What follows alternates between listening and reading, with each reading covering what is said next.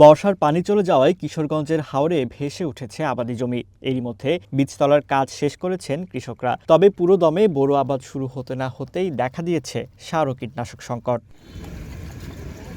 কৃষকরা বলছেন, হাওড়াঞ্চলে বোরো ধানই অন্যতম প্রধান কৃষিপণ্য। সারা বছরের খাদ্য নিরাপত্তা ও স্থানীয় অর্থনীতির বড় অংশই নির্ভর করে এ ফসলের উপর। মৌসুমের শুরুতেই সার কীটনাশকের দাম বেড়ে যাওয়ায় দুশ্চিন্তায় পড়েছেন তারা। মিঠামইন, অষ্টগ্রাম, ইটনা ও নিকলি সহ বিভিন্ন উপজেলার দোকানগুলোতে ইউরিয়া, টিএসপি, ডিএমপি সব সারের দামই গত কয়েক সপ্তাহে বেড়েছে। বিশেষ করে ইউরিয়া কিনতে প্রতি বস্তায় ১০০ থেকে ১৫০ টাকা পর্যন্ত বাড়তি মূল্য গুনতে হচ্ছে।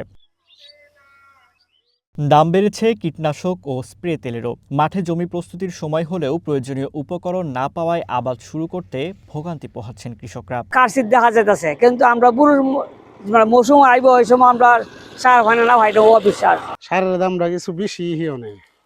আমরা মার তো সার সিজন ওখানে গরু জমি করা লেগে সার লাগবো। যে পরিমাণ সার লাগে এই পরিমাণ সার আমরা গিয়া দামে গিয়ে কিনা করতে পারি না।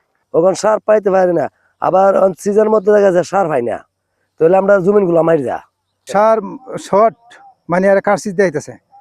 এই তোমার বর্তমানে যে মাইটটা সার যেটা আছে বিআইডিসি, এটা বর্তমানে ১৫০০ বস্তা, এরকম দিতেছে না। এক ফসলের উপর নির্ভরশীল হাওরের কৃষকরা বলছেন, প্রতি বছর সার, কীটনাশক, ডিজেলের দাম বৃদ্ধি পাওয়ায় ধানের ন্যায্য মূল্য থেকে বঞ্চিত হন তারা। সেই সাথে বাড়ে শ্রমিকের মজুরিও।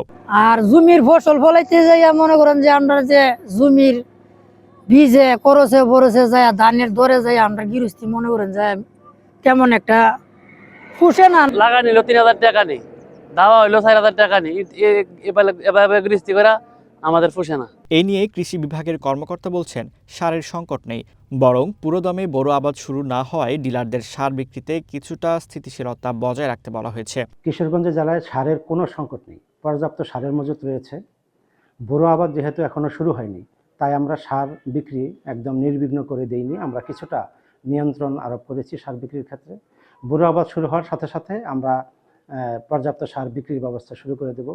কৃষক যাতে নির্ধারিত দামে সার পায় সেই জন্য মনিটরিং ব্যবস্থা আগেও জোরদার ছিল, এখনও জোরদার আছে, ভবিষ্যতেও এই ব্যবস্থা আরও জোরদার করা হবে। হাওড় অঞ্চলে কৃষকরা সাধারণত ডিসেম্বরের শেষ থেকে জানুয়ারির মাঝামাঝি সময় পর্যন্ত চারা রোপণ করেন। কৃষি অফিসের তথ্য মতে এবছর কিশোরগঞ্জ জেলায় ১,৬৮,২৬০ হেক্টর জমিতে বোরো আবাদ হবে, যার মধ্যে শুধু হাওরে চাষ হবে ১,০৪,৪৩৫ হেক্টর জমি।